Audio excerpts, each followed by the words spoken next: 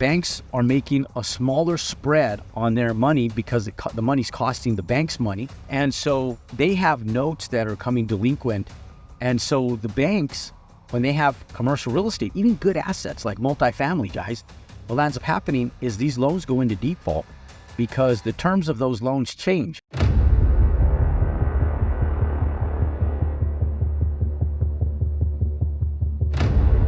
You guys asked for it. I'm giving it to you. What is happening after the Federal Reserve meeting in January? Hi, everybody. Jerome Maldonado. And one of the big things that I believe happened with January's meeting is that people seem to have been disappointed. And they say, Jerome, it doesn't seem like you were surprised by the meeting. And it didn't surprise me at all. In fact, I felt like the meeting went extremely well.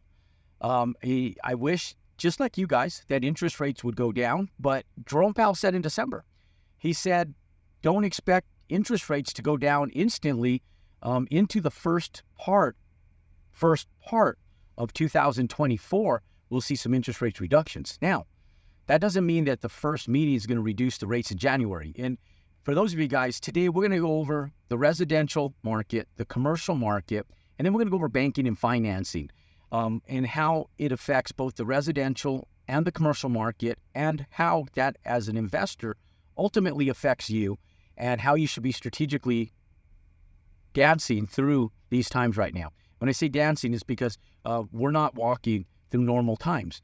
There are some unforeseen circumstances that we're going to have to dance through in order to get to the finish line on projects. And I want to share all of that with you guys and more as we move through this today. So Jerome Powell sits back and says, look, ladies and gentlemen, don't expect interest rates to go down anytime soon over the next few weeks or months as we move into February, March, and probably not going to see an interest rate reduction until April. But I truly believe that by April, we'll see a basis point reduction. We're expecting 4 of them this year.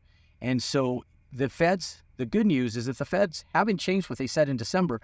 Their expectations are to lower interest rates by 2 percentage points by the end of 2025. So that means that we need 4 interest rate reductions in 2024, and we need 4 interest rate reductions in 2025. So the latest that the Feds can really wait to lower those interest rates as we move into the second and third quarter of the year is end of April, beginning of May. That's the dead for this before we see an interest rate reduction. Now, he didn't promise that. They said they're still looking for more data. And so I thought it was funny the way he said it, but I understood what he meant. And so for those of you guys, when Jerome Powell said, we have the data we need, we have 6 months of it, we just need more of it. They're not looking for better data. They're not looking for worse data. They're just looking for more of the same data. And what the data is, that they're looking for the stabilization of unemployment.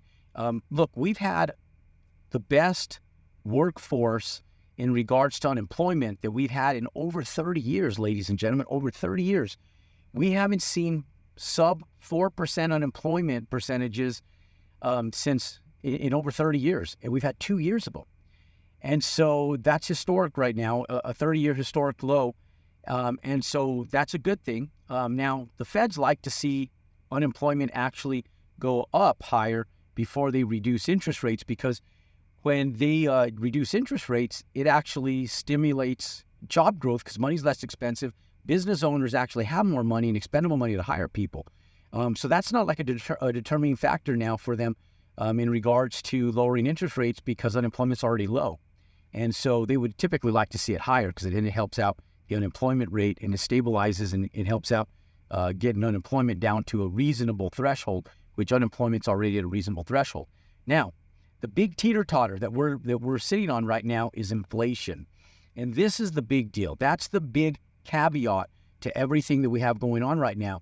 And let me explain how both sides of this teeter-totter affect what we're doing right now in investing, how it affects the U.S. American people, and you yourself as the end user. This is how it affects you guys. So as the Feds hold interest rates, it reduces inflation, okay? Because money's tight. And when money's tight, things become more affordable for people, end users, groceries, services. They become more affordable because people, like I look at it this way. I own a concrete company. Our commercial side of our business is thriving. but the residential is not. And we can feel as we do estimates in the office, our negotiating power has to be extremely strong right now, because people know that their money needs to go further for them because things are more expensive and they're holding. Money's tight. And so when we go bid a job where typically, we can make a 30 to 35% margin, we sit ahead at 35% margin, and estimate after estimate, they don't care about customer service. They don't care about the viability of the company. They don't care about any of that stuff. You know what? The one thing the homeowners care about right now is they care about the bottom dollar. And we'll even ask them, because this is there's a little pendulum swing that'll happen when spring goes around. Our more affluent buyers come to the table, and the less affluent buyers that are coming to the table right now that have to get things done, they're just looking for price. So these people are typically less sophisticated in regards to their economics, and less sophisticated in regards to their buying power, less sophisticated in regards to their earnings. So the sophisticated buyers, they still want quality, ladies and gentlemen. Those are the people that you truly have to service, because those are the people that will move the needle in your business typically long term. But we have to service everybody, and it's everybody, even the less affluent buyers, that help keep the economy moving forward. So like I tell the people in my office, look, we haven't hit our affluent buyers yet. We're still in winter. And so the people that are calling right now are the people that have to call us, the people that have to get things done. And these people don't want to get things done. They just have to get things done because they're sitting between a rock and a hard place. So at the end of the day, they don't even care about quality. They hope they get good quality. They're hoping they're paying for the best quality. But these clients ultimately are looking for the bottom line best price. And so we typically have winter specials that we run. And I'll tell you that right now, people are just like, they're going, your winter specials are too expensive. I'm like, holy shit, if our winter prices are too expensive, what are going to happen with our spring prices, right? Well, what will happen, our spring prices, our affluent buyers come into the market. We price down to pricing things standard. And then there's an attrition rate that we have now that we've been in business for a long time. But when you haven't been in business for a long time, what ends up happening is you have to negotiate. And like in 2008, people say, Jerome, how'd you have an 80% close rate? And I tell them, because once people pick up the phone, they call us, I know they have some type of money.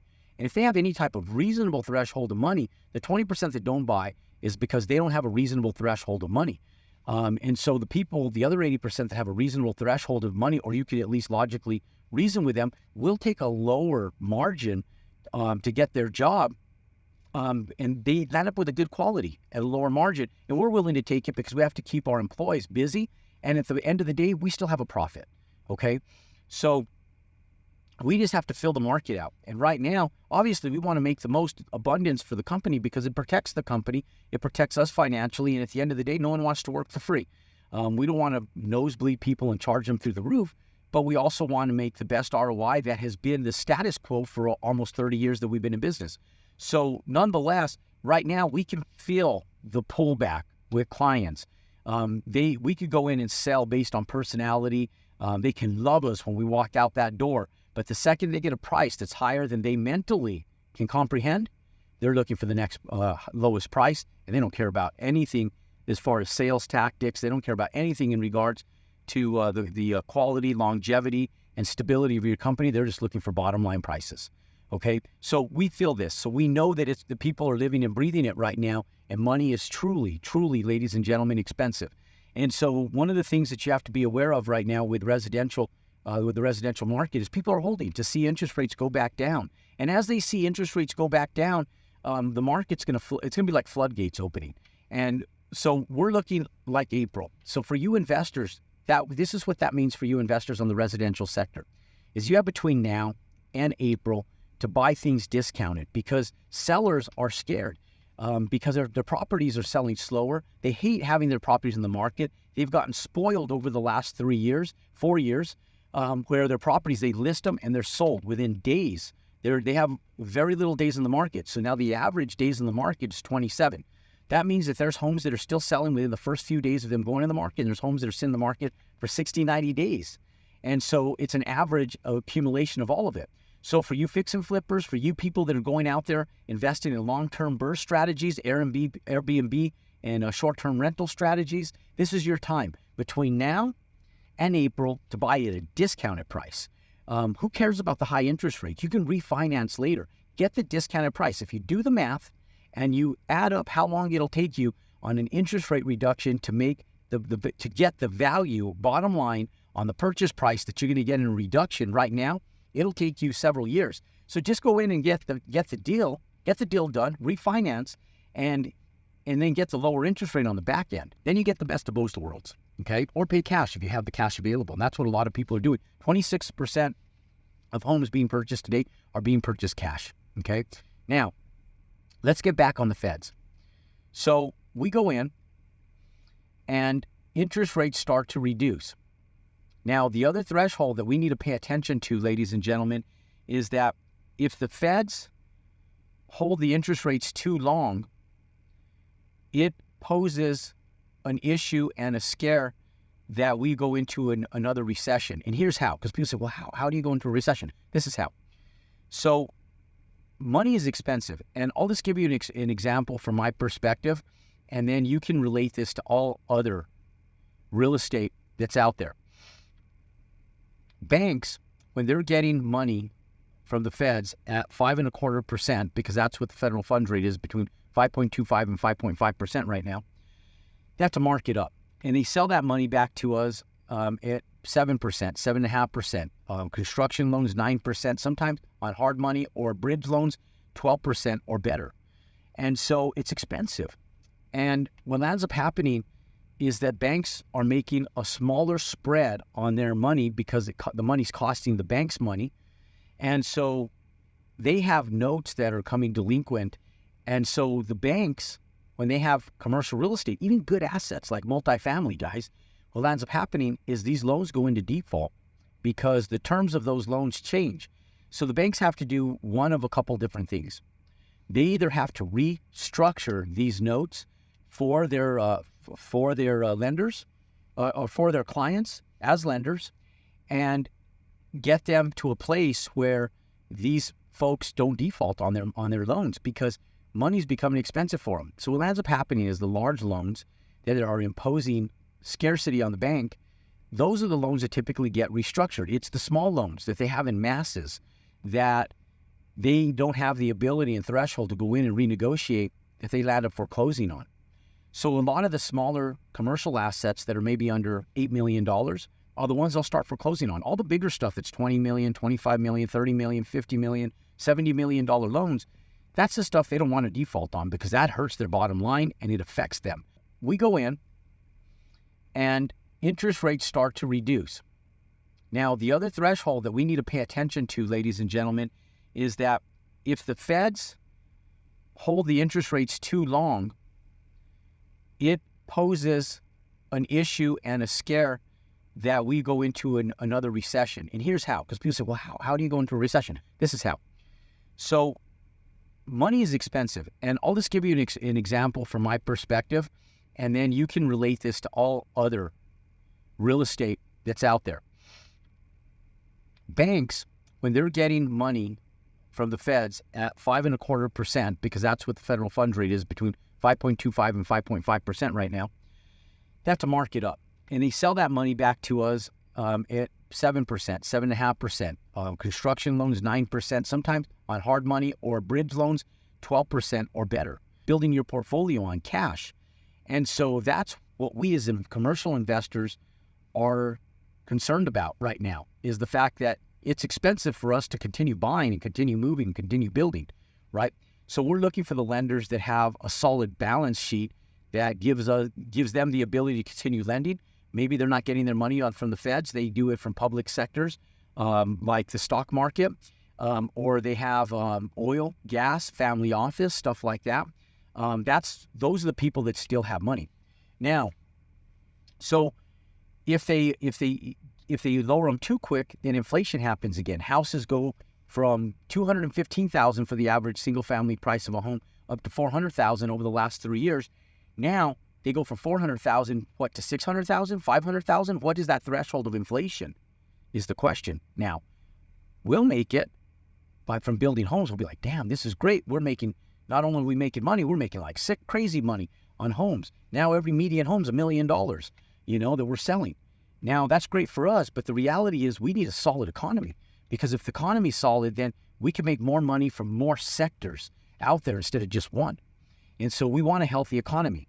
So we don't want to lower interest rates so quick that inflation happens, and we're going to have to lower interest rates quick if we're going to hit the Federal Reserve's anticipated reduction. Anyways, we're going to have multiple price reductions in interest rates. Now, this would be great for us in regards to the values of our commercial assets and our multifamily real estate, because it'll take our cap rates down to where we're underwriting stuff at a 6% cap rate right now. Really tough to get things with the cost of construction, really tough to get things to pencil. So institutions are requiring us to come to the table with a lot more money. And so where we're having to come to the table with like 40% of the equity stack, it's a lot more money. When these projects are $50 million and they're requiring $20 million of that to come to the table from us, it's a large threshold because it limits us and bottlenecks us from going out and doing more projects. And so what we're looking for is we're looking for bandwidth, right? We're looking for leverage to be able to go out there and continue growing as a company. And so what we want to see is we want to see those interest rates come down so our cap rates go down and we can underwrite these deals at 5%, because at 5%, they stabilize really nice and we're able to get a lot more leverage. If they get down to 4%, even better, because then the values go up and we can start pulling cash out. So what we're looking at, ladies and gentlemen, is we're looking at this from an economics perspective on lending, where we're looking predominantly at how we're going to be balancing going into a recession, or how we're going to balance inflation. Overall, we need to look at the overall GDP and where we are with the GDP as a U.S. as a U.S. American country, right? And we want to try to balance all this so we can get values of real estate back up. Lenders feel more comfortable; they have more bandwidth to lend, and homeowners can go out there, get a home for a more reduced price, and the economy can still produce healthy. And that's the balance that we're living right now. And so, nonetheless, as we move into April, that's where we look like the threshold will start to loosen. So, ladies and gentlemen, for more content just like this, click below, subscribe to our YouTube channel, pound that thumbs up button. And ladies and gentlemen, I'm going to recommend a couple videos that'll help you guys as you migrate through your investment career at the end of this video. Click, watch, and I'll see you next time.